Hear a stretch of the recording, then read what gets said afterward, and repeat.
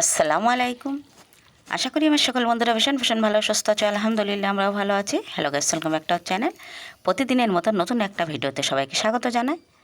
আমার এই নিউজ সারাজ ব্লগে সবাইকে ওয়েলকাম জানিয়ে আজকে ছোট্ট একটা সুন্দর ভিডিও তোমাদের সামনে দিয়ে চলে এলাম।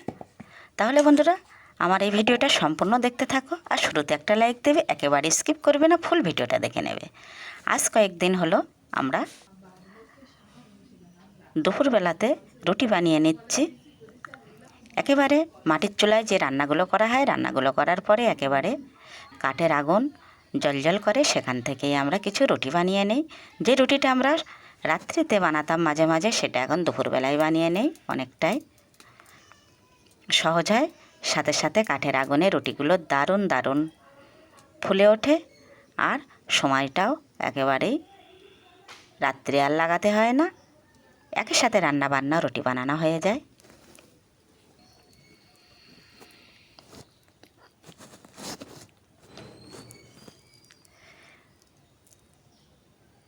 ডবল উনুনগুলো কিন্তু আমার পানিতে একেবারেই রান্না করা যায় না। এই ছোট্ট উনুনটা একটা কড়াইয়ের মধ্যে কিন্তু বানানো। সেই কড়াইয়ের মধ্যে ছোট্ট উনুনটি এত এত রান্না বাড়া আমার হয়ে যাচ্ছে, সেটা আমি ভাবতেই পারিনি যে এভাবে আমার এই উনুনটা কাজে লেগে যাবে। বাড়িতে মেহমান আসছে, আর বাড়ির যা রান্না বান্না সব কিছু এই ছোট্ট উনুনে হয়ে যাচ্ছে। আর ছোট্ট ছোট্ট করে সুন্দর সুন্দর কাঠ কেটে নেওয়া হয়েছে। হাজব্যান্ডও কিছু কেটে দিয়েছে, আবার কিছু কিছু আমি রান্নার সময় ছোট্ট ছোট করে কেটে নিই, আর সেইগুলো জ্বালতে এই উনানে দারুণ দারুণ লাগছে। এখানে আমি কুমড়ো, এখানে আমি বেগুন, আলু আর চিংড়ি দিয়ে একটা ঘন্ট বানাবো। অসাধারণ লাগে। চিংড়ি দিলে তো কোনো সবজিতে সেটা তো আর বলার বাহিরে, এত এত মজা হয়। আর এটা আমি এখন ঘন্টর মতো করে বানিয়ে নেব। আরও দুটো একটা সবজি মিক্সড করলে ঘ্যাট বলা হয়, ঠিক সেটার মতনই বানিয়ে নেব। উনানে কড়াই বসিয়ে দিয়ে দিলাম পরিমাণ মতো তেল, দিয়ে দেব পেঁয়াজ,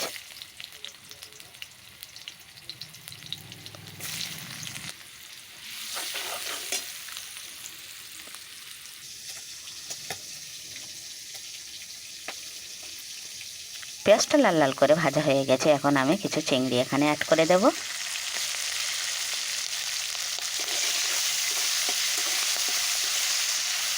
তেল ও পেঁয়াজের মধ্যে চিংড়ি দিলে চিংড়িটা ভাজা ভাজা হয়ে যায়, আর টেস্টটা কিন্তু আরও সুন্দর হয়, এটা আমরা সবাই জানি।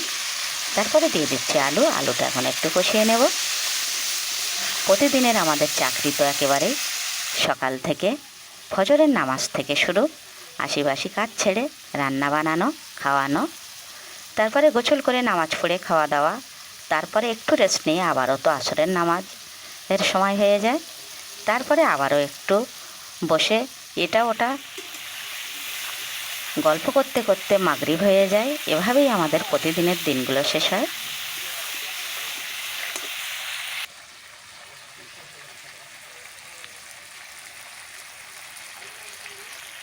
চিংড়ির সঙ্গে আলুটা একেবারে লাল লাল করে কষিয়ে নেব।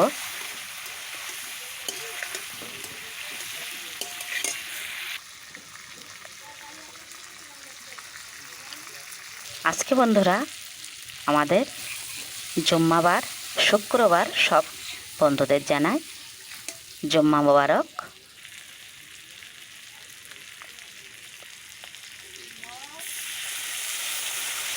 আজকে আমাদের অনেক নামাজ পড়তে হয় ও অনেক অনেক কোরআন পড়তে হয়। সপ্তাহে একটা দিন আমরা একটু বেশি বেশি করে নামাজও কোরআন পড়তে থাকি। এটা সপ্তাহের আমাদের একটা বিশেষ দিন। কথা বলতে বলতে ঝোলের পানি দিয়ে তারপরে কিন্তু বেগুনগুলো দিয়ে দিলাম। এখন বেগুনটা সিদ্ধ হওয়ার পর তারপরে কিন্তু একটু ঘেটে নিয়েই নামিয়ে ফেলবো। এভাবেই রান্নাটা কিন্তু আমার শেষ হয়ে যাবে। আরও কয়েকটা রান্না বানিয়েছি, সেগুলো আর দেখানো হয়নি। পুঁইশাক আলু দিয়ে ডিম বানিয়েছি, আর ভর্তা বানিয়েছি টমেটো আর বেগুন দিয়ে।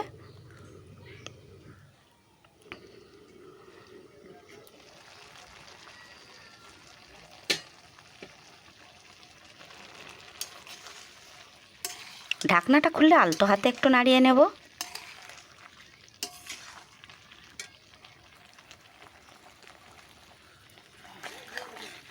চিংড়ি দিয়ে বেগুনের ঘন্ট কিন্তু আমার প্রায় রেডি হয়ে গেছে। এভাবে তোমরা একদিন বানিয়ে দেখো। কে কীভাবে খাও জানি না, এভাবে বেগুনটা বানালে অসাধারণ অসাধারণ হয়।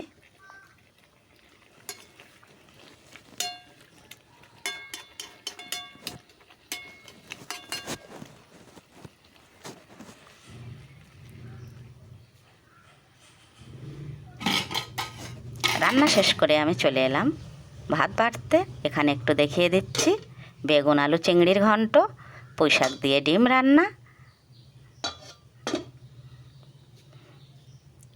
আর এখানে ভর্তা মেখে নেব।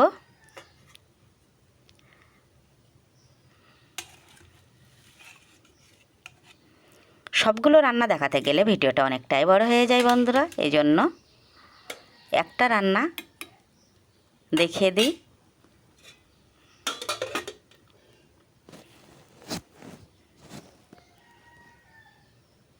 এখন ভর্তাটা মেখে নেব। নতুন এখন তো ধনিয়া পাতা সারা বছরই পাওয়া যায়, তো আমাদের এখন নিয়ে এসেছে। আর ভর্তার মধ্যে ধনিয়া পাতা দিলে টেস্টটা তো দ্বিগুণ হয়। তাহলে বন্ধুরা আজকের মতো ভিডিওটা এখানে শেষ করে দিচ্ছি। যদি কিছু ভালো লেগে থাকে আমার চ্যানেলটি সাবস্ক্রাইব করবে।